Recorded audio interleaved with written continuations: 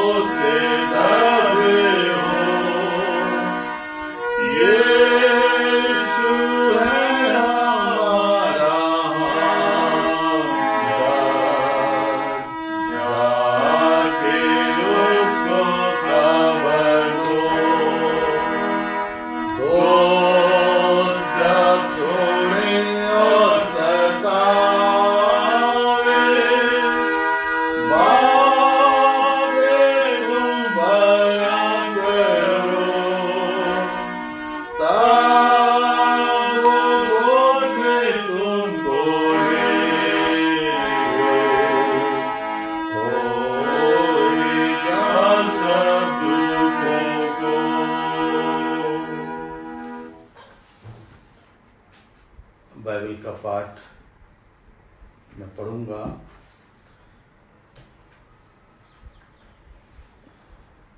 पहला पत्रस उसका 5वां अध्याय उसके 7 पद से 11 पद तक। पहला पत्रस 5 अध्याय 7 पद से 11 पद तक। यहाँ इस तरह से लिखा है, और अपनी सारी चिंता उसी पर डाल दो, क्योंकि उसको तुम्हारा ध्यान है। सचेत हो और जागते रहो, क्योंकि तुम्हारा विरोधी शैतान गरजने वाले सिंह की नाई इस खोज में रहता है कि किसको फाड़ खाए। विश्वास में दृढ़ होकर और ये जानकर उसका सामना करो कि तुम्हारे भाई जो संसार में हैं ऐसे ही दुख भुगत रहे हैं। अब परमेश्वर जो सारे अनुग्रह का दाता है, जिसने तुम्हें मसीह में अपनी अनंत महिमा के लिए बुलाया, तुम्हारे थोड़ी देर तक दुख उठाने के बाद आप ही तुम्हें सिद्ध और स्थिर और बलवंत करेगा। उसी का साम्राज्य युगानुयुग रहे। आमीन। परमेश्वर की बरकत उसके इन वचनों के पढ़े और सुने जाने पर हो। आमीन। आइए हम दुआ करें।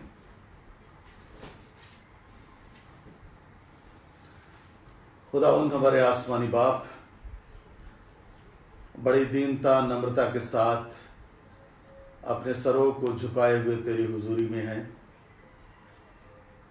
कोई खूबी लियाकत लेकर के नहीं आए, पर जैसे हमारे जीवन हैं प्रभु तेरे सामने हैं, तो हमारे जीवनों को ग्रहण कर और अपने इस्तेमाल के पात्र बना। हम जानते हैं प्रभु कि इस समय ना सिर्फ हमारा देश परंतु पूरा संसार एक बड़े महामारी से होकर गुजर रहा है। संसार में प्रभु हाहाकार है, परेशान हैं, दुखी हैं। मौत लोगों के सामने है और बहुत से लोगों को ये मौत निगल गई। प्रभु हम तुझसे प्रार्थना करते हैं कि ऐसे महामारी के समय में तू अपने लोगों की रक्षा कर, मदद कर, क्योंकि इनको प्रभु तूने अपने हाथ से बनाया है और मनुष्य प्रभु तेरी सृष्टि हैं। हम ये भी जानते हैं प्रभु, अगर आज दुनिया इस कगार पर आके खड़ी है, इसके पीछे भी प्रभु मनुष्य की सोच है, उसकी मानसिकता है कि उसी ने प्रभु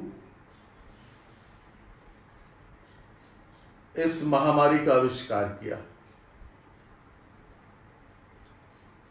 लेकिन फिर भी प्रभु हम तुझसे दुआ करते हैं, क्योंकि तू अनुग्रहकारी है, विलंब से कोप करने वाला, अति करुणा निधान है। प्रभु अपने लोगों की हिफाजत कर, मदद कर। हम उन तमाम गमज़दा परिवारों को याद करते हैं प्रभु, जिस परिवार के अजीज इस महामारी के शिकार हुए।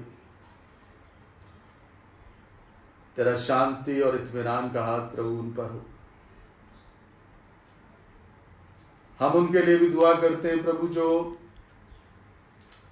इस बीमारी से लड़ रहे हैं, हॉस्पिटल्स में हैं प्रभु, क्वारंटीन हैं, उन सब की प्रभु रक्षा तेरी ओर से हो और हर एक को प्रभु तू शिफा इनायत कर। हम उनके लिए धन्यवाद देते हैं प्रभु जिन्होंने शिफा को हासिल किया है। और इस समय प्रभु मनुष्य सिर्फ अपने घर में रहे और एक दूसरे से दूरी बना के रखे और तुझे स्मरण करे, बचाव का यही एक साधन है, यही एक रास्ता है प्रभु। ऐसे में तो इस मनुष्य जाति की रक्षा कर, बुद्धि से सामर्थ्य से परिपूर्ण कर। हम प्रार्थना करते हैं प्रभु सारे देश के लीडर्स के लिए, अधिकारियों के लिए प्रभु, जो ऐसे समय में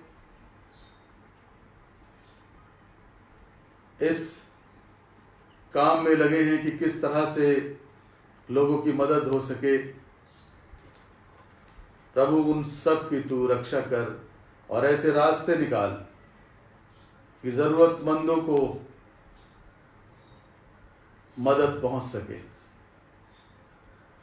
हम उनके लिए भी दुआ करते हैं प्रभु जो गरीब हैं और प्रतिदिन मजदूरी करके अपने रोटी रोजी का इंतजाम करते हैं और ऐसे समय में प्रभु उनके पास भी काम नहीं है, वो बाहर निकल नहीं सकते। पर ऐसे में प्रभु उनकी मदद करने वाला तू ही है और तूने प्रभु बहुतों की मदद की है, लोगों को तैयार किया है, जरिए निकाले हैं प्रभु कि उन तक हेल्प पहुंच सके, जरूरत की चीजें पहुंच सके। और भी लोगों को प्रभु उसके लिए तैयार कर।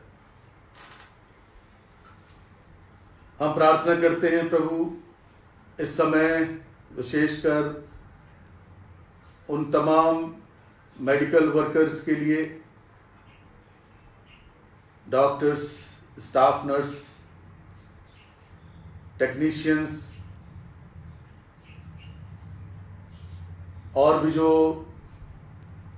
मेडिकल स्टाफ के लोग हैं, सफाई कर्मचारी हैं प्रभु, जो अपने जान जोखिम में डालकर मरीजों की सेवा कर रहे हैं, उनकी देखभाल कर रहे हैं। प्रभु उन पर भी तेरी सुरक्षा का हाथ हो।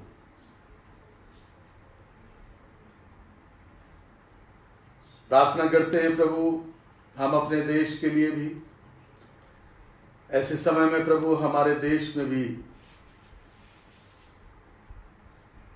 तेरी सुरक्षा, तेरी चंगाई का हाथ हो। प्रार्थना करते हैं क्राइस्ट मेथोडिस्ट चर्च के खानदान के लिए। प्रभु तू हर एक को अपनी सामर्थ्य से परिपूर्ण कर और उनकी जरूरतों को भी अपने भंडार से पूरा कर। हम प्रार्थना करते हैं उन तमाम अपने अजीजों के लिए जो आज के इस आराधना में हमारे साथ जुड़े हैं, जहां कहीं भी रहते हैं प्रभु, हम उनके लिए दुआ करते हैं कि उनके स्थानों पर प्रभु तो उनको अपनी बरकत से परिपूर्ण कर और अपनी सुरक्षा प्रदान कर। उनकी भी जरूरतों को प्रभु तो अपने भंडार से पूरा कर।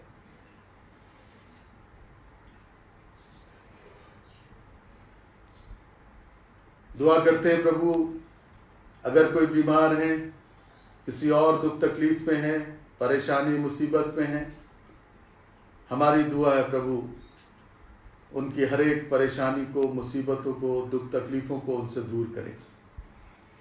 और ऐसे में प्रभु अपनी शांति का, अपना इत्मीनान का हाथ प्रभु हर एक परिवार पर बना के रखें।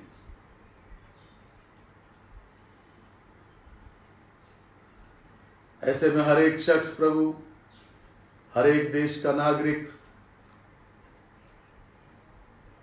सरकार के द्वारा बताए हुए नियमों का पालन कर सके। हर एक को अपनी बुद्धि का दान दे। आज के इस फेलोशिप को प्रभु हम तेरे सामर्थी हाथ में देते हैं और इस प्रार्थना को बड़ी दीनता नम्रता के साथ अपने उद्धारकर्ता प्रभु यीशु ख्रिस्ट के नाम में होकर मांगते हैं, आमीन। ऐ हमारे बाप, तू जो आसमान पर है, तेरा नाम पाक बन जाए, तेरी बात आवे, तेरी मर्जी से आसमान पर भी होती जमीन पर भी हो। हमारे रोज की रोटी आज हमें बख्श दे, और जिस तरह अपने कसूर वालों को माफ़ करते हैं तो भी हमारे कसूर को माफ़ कर। मैं आजमाइश में न पड़ने दे, बुराई से बचा। बादशाह, कुदरत और जलाल हमेशा तेरे, आमीन। जैसा कि हम सब लोग जानते हैं कि लॉकडाउन का समय और आगे बढ़ गया है, एक्सटेंड कर दिया गया है।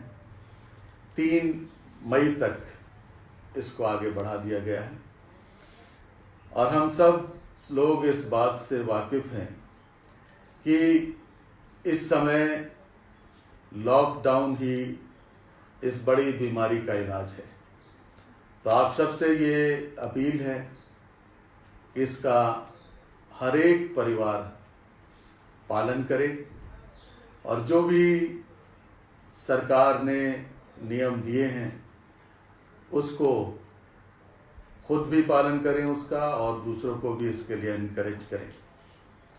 आपके आसपास कोई अगर ज़रूरतमंद है तो जहाँ तक हो सके आप उसकी मदद करें, और अगर आप चाहते हैं कि चर्च के द्वारा कोई मदद की जाए किसी की, तो उसके लिए भी आप जानकारी आप मुझे दे सकते हैं, हमारे सेक्रेटरी को दे सकते हैं, हमारे ट्रेजरर को दे सकते हैं, ताकि ज़रूरतमंद को हम लोग थोड़ी मदद कर सकें।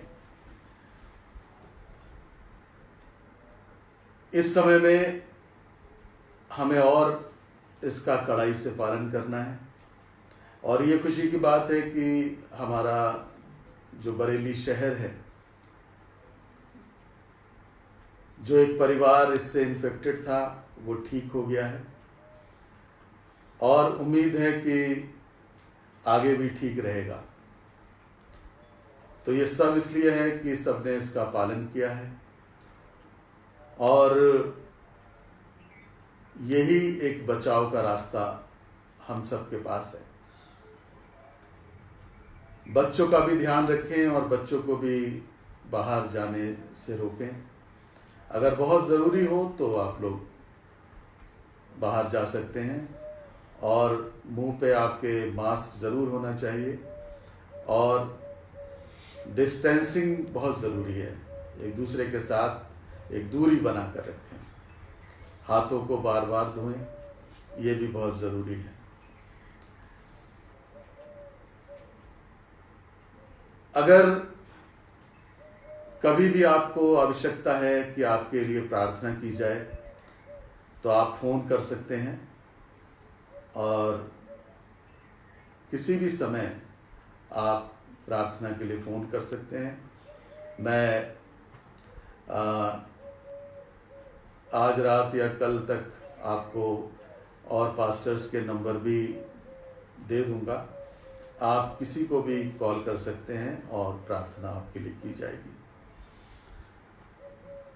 साथ साथ जो आप लोग का थैंक्स गिविंग है, आप लोग जो अपना दान देते हैं, मंथली दान जो आपका है, वो आप कोशिश करें कि नेफ्ट के द्वारा चर्च के अकाउंट में ट्रांसफ़र करें, और अगर वो भी नहीं कर पा रहे हैं तो उसकी भी सूचना आप दे सकते हैं। अगर आप एनवलप में करके रखेंगे तो वो आपसे किसी तरह से कलेक्ट किया जाएगा और उसकी रसीद आप तक पहुंचाई जाएगी। एक दूसरे के लिए प्रार्थना करते रहें, और खुद भी जब जब मौका मिले तो परिवार के साथ बैठकर परमेश्वर की निकटता में ज़रूर जाएं। ये दिन हमारे सोच विचार करने के दिन हैं कि हम अपने जीवनों पर विचार कर सकते हैं कि हम आज के इस दौर में कहाँ पर पाए जाते हैं। आज एक छोटी सी बात मैं आपके साथ शेयर करना चाहता हूँ। और इन दिनों में ये बातें हमारे जीवन के साथ घटित हो जाती हैं और इस पर हमें गौर करने की आवश्यकता है। द पावर ऑफ पॉजिटिविटी, सकारात्मकता की सामर्थ्य। एक एथलीट हुआ है स्कॉट हैमिल्टन, उसने कहा है जीवन की एकमात्र विकलांगता बुरी मनोवृत्ति है, कि मनुष्य के जीवन में जो सबसे बड़ी विकलांगता है, डिसेबिलिटी है, वो उसकी बुरी सोच है। वैसे तो हम डिसेबल लोगों को जानते हैं, किसी का पैर खराब है, किसी का हाथ खराब है, किसी की आंख खराब है, किसी का जिस्म में खराबी है। ये तो फिजिकल डिसेबल्ड हुए।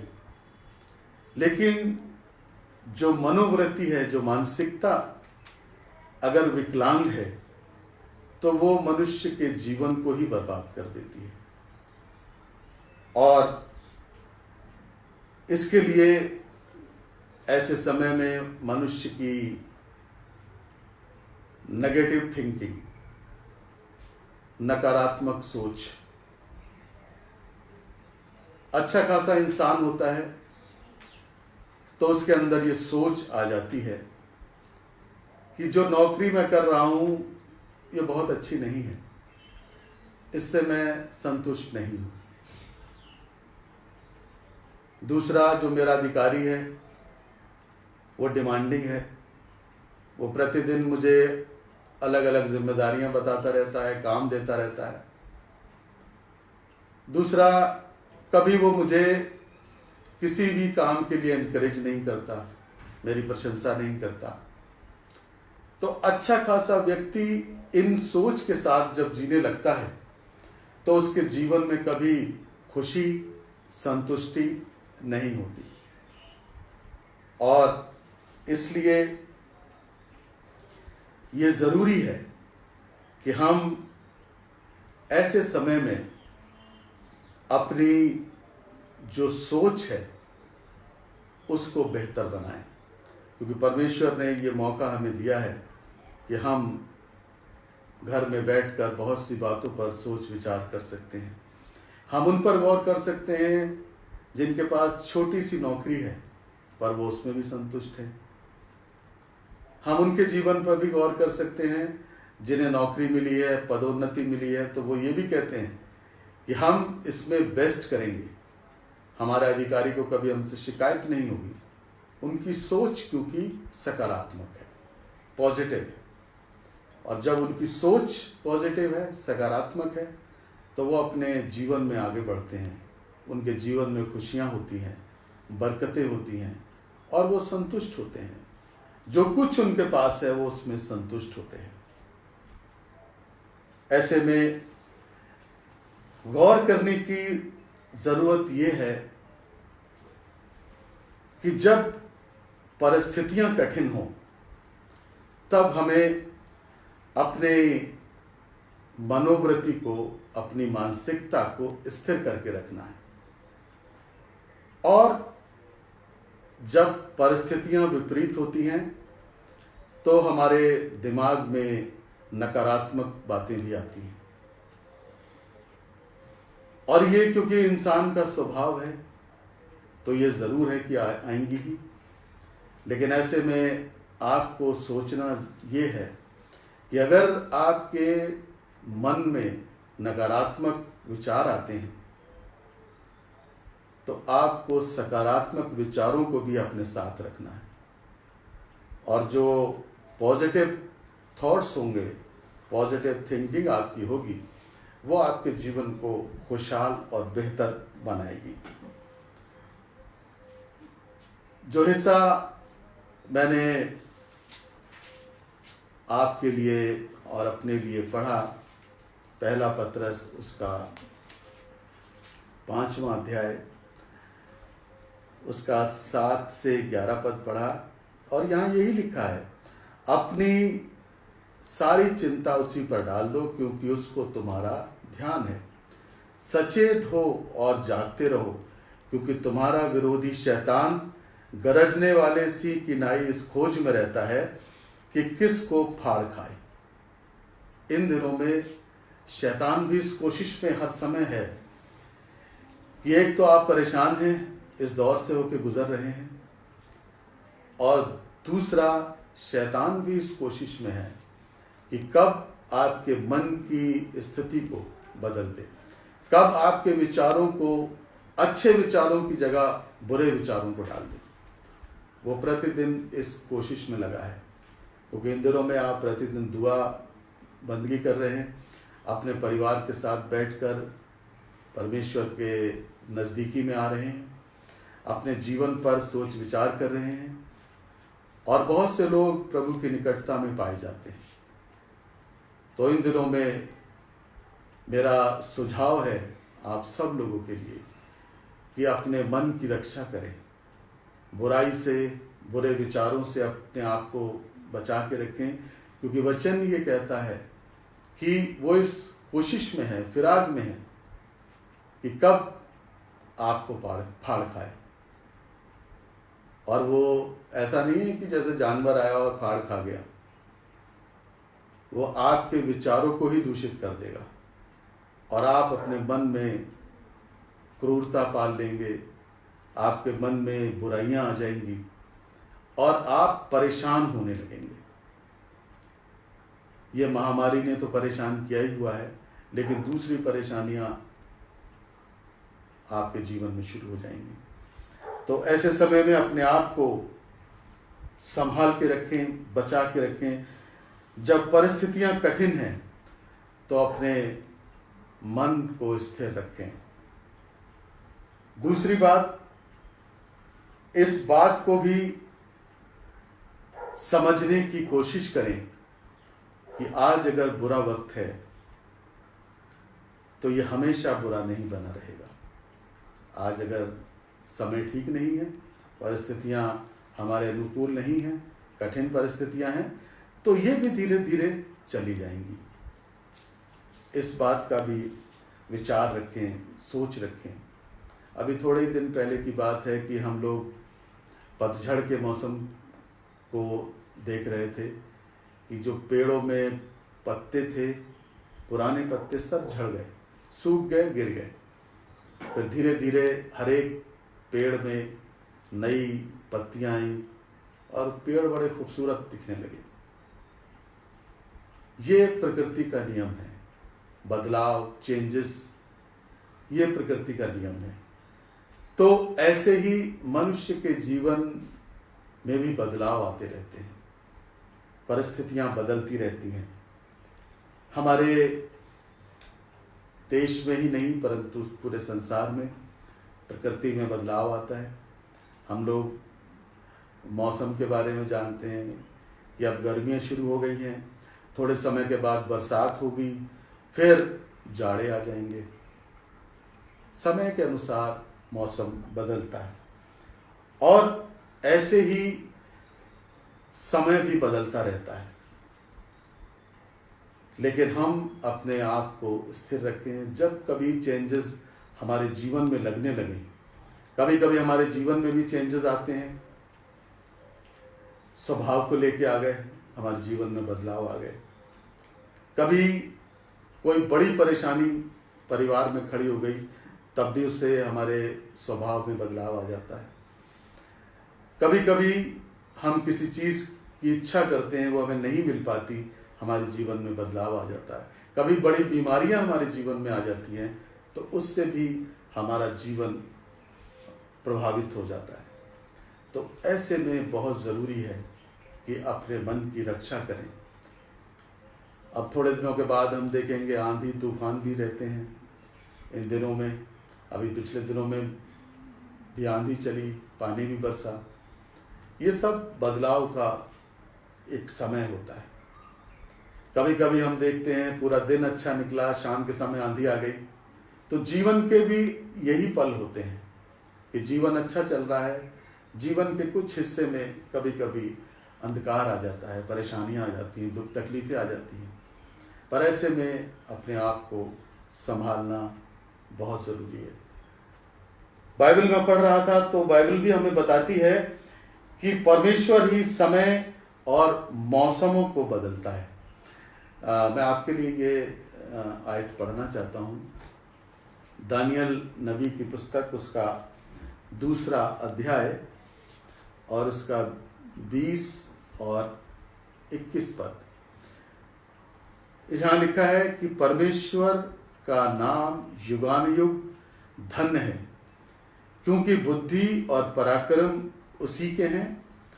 समयों और ऋतुओं को वही पलटता है। मतलब समय भी पलट रहा है और ऋतुएं भी पलट रही हैं, तो ये भी सब परमेश्वर के हाथ में है। राजाओं का अस्त और उदय भी वही करता है। बुद्धिमानों को बुद्धि और समझ वालों को समझ भी देता है। अगर कहीं परिवर्तन है, कहीं चेंजेस हो रहे हैं, तो हमारे दिमाग में ये भी बात रहनी चाहिए कि ये सारा कंट्रोल परमेश्वर के हाथ में है। बाइबल हमें बताती है। प्रभु यीशु मसीह जब नाव में थे, उनके शागिर्द उनके साथ थे, तो आंधी आई, नाव डूबने लगी, लेकिन प्रभु यीशु मसीह ने आंधी को डांटा और थोड़ी देर में सब शांत हो गया। इसका मतलब ये है, ये सब चीज़ें उसके कंट्रोल में और उसकी आराधना, उसकी परस्तिश में और आप करते हैं। मेरे अजीजों, इन दिनों में इसी बात की आवश्यकता है। ये जो थोड़े से दिन हमारे जीवन में बदलाव लाए हैं, ये दिन जो कठिन परिस्थितियां लाए हैं, पूरा संसार जिसको फेस कर रहा है, एक बड़ी महामारी से होकर हम गुजर रहे हैं। तो ऐसे में हम सब लोग भी बड़े सोच समझ के साथ, इत्मीनान के साथ, धैर्य के साथ इन सब चीज़ों का सामना करें, इनको फेस करें। अपने मन को कभी भटकने ना दें, स्थिर रहें, पॉजिटिव रहें, सकारात्मक रहें। और जब हम ऐसे बने रहेंगे तो परमेश्वर हर संकट से, अंधकार से, महामारी से हमें निकाल के उजाले की ओर ले जाएगा। हमारे लिए एक नया सवेरा होगा, एक नया दिन होगा और उसकी शुरुआत हम एक नए जीवन के साथ करेंगे। प्रभु आप सबको आशीष दे, आप सबको अब सुरक्षा दे, आप सबको अपनी नज़दीकी में बना के रखे। हम आखिर में एक गीत और गाएंगे, 220 नंबर।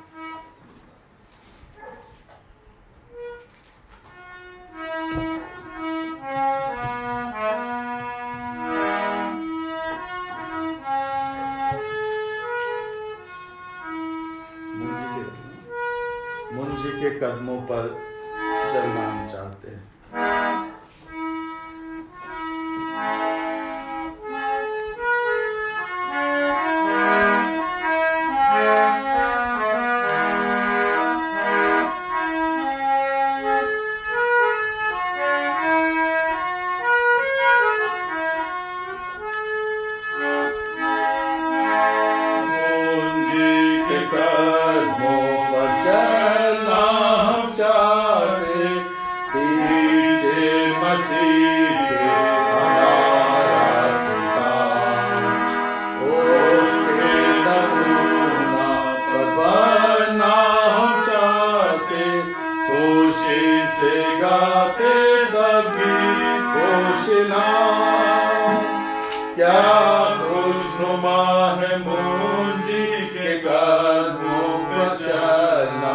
चलते हैं मसरूर चलते हैं मसरूर क्या खुशनुमा है मुंजी के घर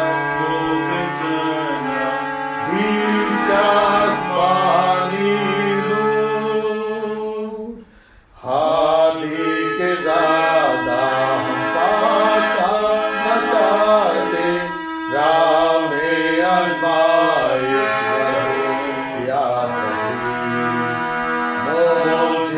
की कुदरत पर रखते भरोसा कोशिश से करते रोज उसकी तारीफ क्या खुशनुमा है मुंजी के कदमों पर चलना चलते हैं मसरूर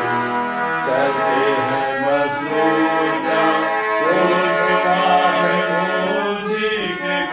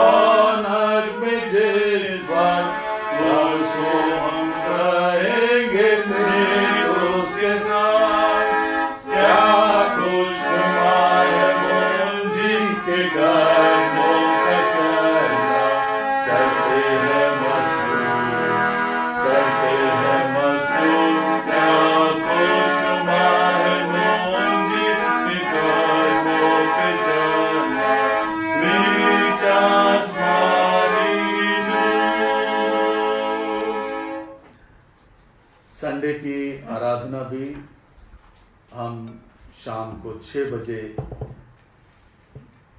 फेसबुक लाइव पर जुड़ेंगे और आप सब से ये रिक्वेस्ट है कि इतवार को भी शाम को 6 बजे आप हमारे साथ जुड़ें, परमेश्वर के साथ संगति हासिल करें।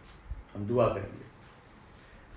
प्रभु हमारे आसमानी बाप, हम एक बार फिर से तेरा हृदय से धन्यवाद करते हैं कि तूने जो जीवन हमें दिया है और उसमें से ये थोड़ा समय दिया है प्रभु, कि हम तेरे वचन को जान सकें कि आज के दौर में प्रभु तेरा वचन हमसे क्या कहता है, क्या सिखाता है।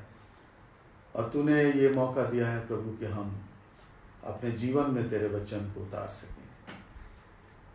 होने दे प्रभु कि हम इन दिनों में अपने मन की रक्षा करें, नकारात्मक सोच से अपने आप को बचा के रखें और सकारात्मक सोच की तरफ बढ़ें। हमारे मन में प्रभु सिर्फ सकारात्मक सोच हो, सही बात को सोचें और सही करें। अपने मनोवृत्ति को, मन को प्रभु हम नेगेटिव सोच से, विकलांग होने से बचा सकें। ऐसा प्रभु तू हम में से हर एक को अपना मन दे, सामर्थ्य दे, शक्ति दे। एक बार फिर से प्रभु अपने समस्त परिवारों के लिए प्रार्थना करते हैं जो इस समय हमारे साथ जुड़े हैं। हर एक को प्रभु आप नाम बनाम आशीष दें। अपनी सुरक्षा का कवच प्रभु उन परिवारों पर बना कर रखें। सारा आदर महिमा हम आपको देते हैं। प्रार्थना को बड़ी दीनता, नम्रता के साथ अपने उद्धारकर्ता प्रभु यीशु क्रिस्त के नाम में मांगते हैं, आमीन। और अब हमारे प्रभु यीशु क्रिस्त का अनुग्रह, परमेश्वर पिता का प्रेम, पवित्र आत्मा की सहभागिता हमें से प्रत्येक जन के साथ अब से अब तक होती रहे। आमीन।